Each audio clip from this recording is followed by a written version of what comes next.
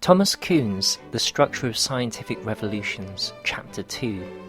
In this chapter, or essay as he refers to it, Kuhn writes about what he considers to be the route to normal science.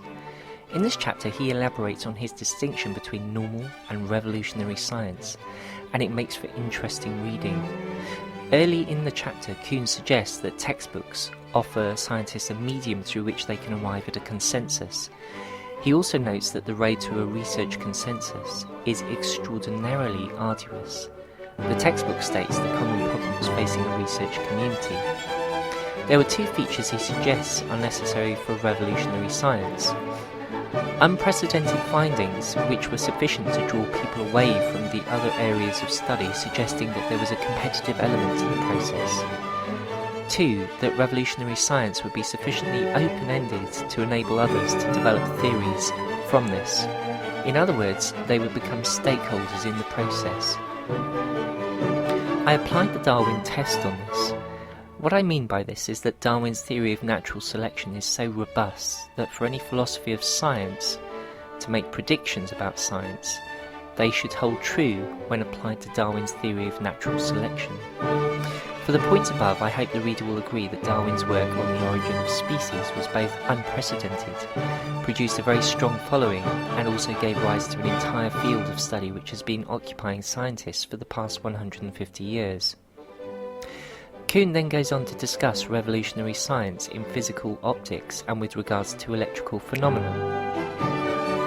In both cases, he provides the reader with evidence that prior to the revolution there were many small areas of research founded on different assumptions or attempting to explain different phenomena. What comes after the revolution, in Kuhn's interpretation, is very interesting and I thought was very authentic. Thus he suggested that language arises which can be readily understood by those outside of the research community, although this changes very rapidly. After a time, the community develops a specialised language. Those who ignore the revolutionary paradigm are, quote, bred out of the profession, unquote. The research community develops more specialised equipment to investigate ever more specialised questions.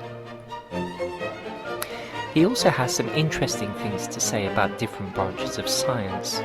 Thus, for the social sciences, he suggests that the revolutionary paradigm may be occurring today, although this would have been some time ago when the book was originally written.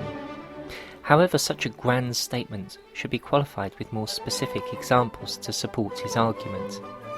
Another possibility is that the social sciences may operate differently to the natural sciences in terms of how research communities are organised, behaviours within the communities, and even the nature of the questions that are being posed.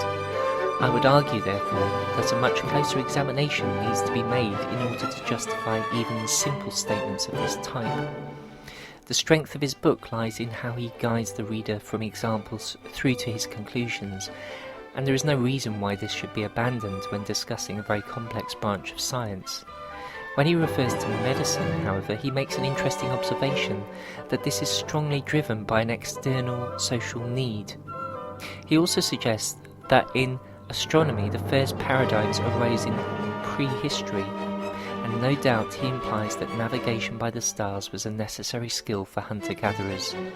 He also notes that technology assists in gathering data necessary for the development of a science. For me, Kuhn's framing of the paradigm has another implication. My interpretation of Kuhn's paradigm is that it is a function of the minds of the scientists rather than a function of the underlying properties of the universe. In other words, revolutionary thinking isn't so much about a better understanding of the world, but rather one that is more successful engaging the scientific community.